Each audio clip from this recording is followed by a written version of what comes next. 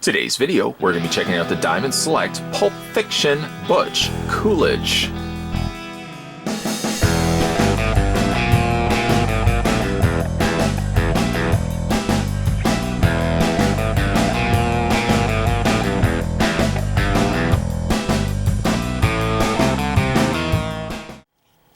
Grabbing the old tape measure, let's figure out how tall Butch stands. The answer to that's roughly 7 inches. For accessories, he gets himself a Pulp Fiction small circular display base, which I almost feel is almost too small for the figure. Maybe perhaps even if they had made it either a little bit larger, or at the very least if they had made it an oval shape, I think it would have fit the figure's feet a little bit better. By the way, just before we do that, he does have Pulp Fiction embossed in the actual stand itself, which I don't know if it's just me, but the coloring is kind of making me feel dizzy, like it's been slightly distorted. Maybe I'm the only one that sees that, I don't know. But he does have peg holes in the undersides of both of his feet. But if you attach him to the stand, literally the stand is exactly the same size as his feet. There's no extra wiggle room, there's no extra clearance. You're not going to get this guy necessarily in any crazy poses anyways because of the, the type of movie that he's from. He's not obviously from like a martial arts movie that he's going to be doing high kicks. But at the very least, you probably could have afforded just a little bit larger of a stand.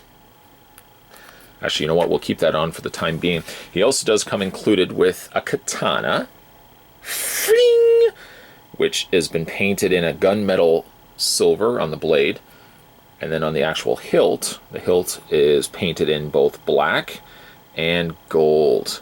Perhaps the black has been cast, the plastic has been cast in black, and it's got the little individual decal decorations here painted in gold. A little bit of gold also in the bottom portion right underneath the handle. Not a bad looking sword, really, all things considered. He can hold it in really one of his hands. The other hand is just a partially gripping hand, but he doesn't come with anything else for accessories. He also does come with this hand, which is almost a mirror copy to this hand, but again, he doesn't come with any other accessory. It seems as if, by the nature of the fact that he gets these types of hands, it almost one would believe that he would have come with some other accessories as well, or for perhaps moving forward, other Pulp Fiction releases, maybe he'll get maybe there'd be some other accessories that you can kind of mix and match with. At the time that this video is being looked at, as we're shooting this video, Butch, Series 1 consists of also Marcellus and Jules. So those are the only figures released currently. As far as I know, there might be a second wave already out, but that's the current wave right now. Let's go ahead and take him off the display stand. We'll also take the katana out of his hand. I always feel like I want to make sound effects when I say katana, like thing, katana. Having a look at his face, not only is it Butch Coolidge, but it's also, of course, actor Bruce Willis, which, for a decent enough head sculpt, I have to admit, it does feel like it's a little on the, I don't want to say smooth, poofy side, but it has a slight cartoony look to it. It still looks like Bruce Willis, don't get me wrong, and in fact, I looked at this figure, and I'm a big fan of Pulp Fiction, but I'm also a big fan of other Bruce Willis movies like, I don't know, Die Hard. So maybe, you never know, that if Diamond Select be the type that they are to pursue other licenses, maybe we may eventually get ourselves Die Hard figures. Now, I would be totally stoked for superposable versions of John McClane, Hans, and all the other colorful characters that make up Die Hard, one of my all-time favorite holiday movies. Anyways, let's not get ahead of ourselves, though. Like I said, the head sculpt is pretty good, although it does feel like it's a little on the slight cartoony side. Diamond Select actually does a pretty good job of head sculpts, but it's always kind of that borderline realistic / somewhat cartoony. They also did the same thing with the Ghostbuster figures, which were good, but you could argue the point that they are slightly a cartoony looking design of the character. But I do think the head sculpt is good here on good old Bruce Willis. This was the time when he still had a little bit more hair, and I guess he wasn't as much the jerk to work with. Apparently he's a horrible guy to work with. but I digress. So Butch's outfit consists of a jacket. He's got himself a white t-shirt, and really, if you could only you could pry this off. Obviously, the sleeves would still be the same. I mean, every time I think white shirt, I think white, you know, I don't want to say the word wife beater, but you know, the term for a strapped t-shirt, I think John McClane. I'm getting John McClane stuck in my head again. So again, like, he's got his jacket, he's got his white t-shirt, and then he's got a pair of almost acid-washed jeans. The jeans are already a pale blue, but then on top of that, they've gone in with a lighter shade of blue, and then just kind of done a wash over top of that, just so some of the areas kind of give it a little bit more. It really brings out a lot more of the creases and stuff like that a little bit better.